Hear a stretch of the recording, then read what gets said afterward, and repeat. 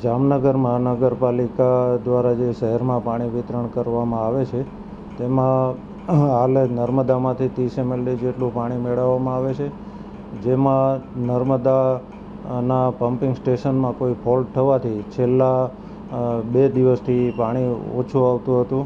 એટલે કુલ 20 MLD જેટલું પાણી 2 દિવસમાં ઓછું આવ્યું, એટલે શહેરમાં પાણીનો કાપ મૂકવો પડેલ છે. એમાં સમર્પણ ઝોનમાં B ઝોનમાં કાપ મૂકેલ છે અને ગુલાબનગર A ઝોનમાં કાપ મૂકવામાં આવેલા છે.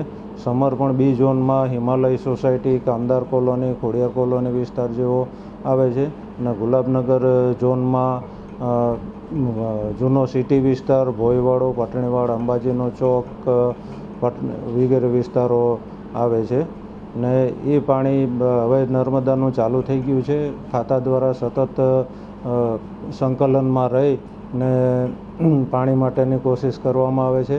નર્મદાનું પાણી ગઈકાલે રાતથી ચાલુ થઈ ગયું છે અને પૂરતા પ્રમાણમાં અત્યારે એ લોકો આપે છે, જેથી આજનો કાપ છે, આવતીકાલથી પાછું આજે જે કાપ છે એ ઝોનને પહેલાં આપશો, પછીના દિવસે જે કાપ છે એને આપશો.